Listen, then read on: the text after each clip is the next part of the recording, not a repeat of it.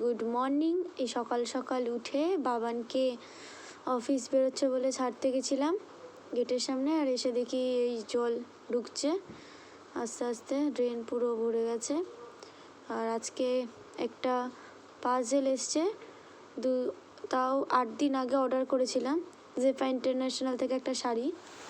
একটা লাইভ দেখছিলাম জেফারতি, লাইভ দেখতে দেখতে এই শাড়িটা খুব পছন্দ হয়েছে, তো দিদা বললো দেখ এই শাড়িটা একটু অর্ডার করতে পারবি কি না। শাড়িটা ওই জন্য অর্ডার করে দিয়েছি। শাড়িটার দাম নিয়েছে 850 টাকা। দেখি কোয়ালিটিটা কীরকম। কোয়ালিটিটা ভালোই কোয়ালিটি শাড়িটা, আর কালারটাও খুব সুন্দর, বিশেষ করে কালারটার ডিজাইনটার জন্য দিদার খুব পছন্দ হয়েছে, ওই জন্য 850 টাকা নিয়েছে শাড়িটা।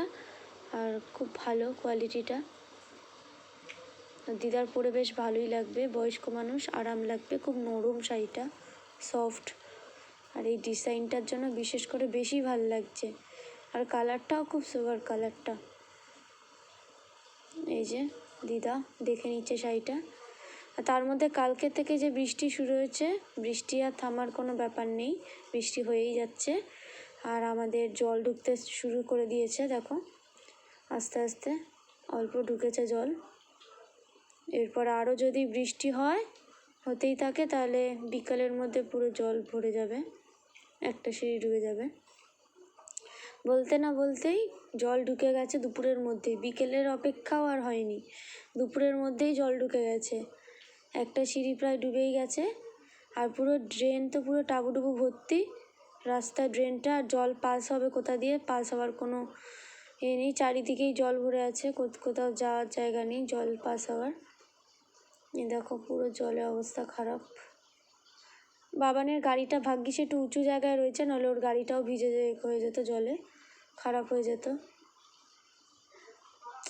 কি অবস্থা। চলো দুপুর হয়ে গেছে, আগে একটুখানি লাঞ্চ করে নিই, তারপরে তোমাদের সামনে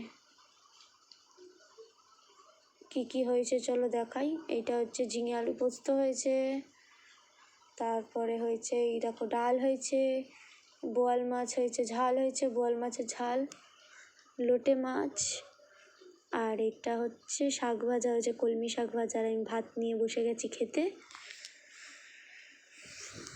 ওয়েদার তো আজকে খুবই খারাপ, যাই হোক তাড়াতাড়ি করে খেয়ে নেবো, খেয়ে তারপরে ফ্রেশ হয়ে, সাহিত্যর খাওয়া হয়ে গেছে, সে ঘুমাতে চলে গেছে। চলো টাটা, নেক্সট ব্লগে অবশ্যই দেখা হচ্ছে।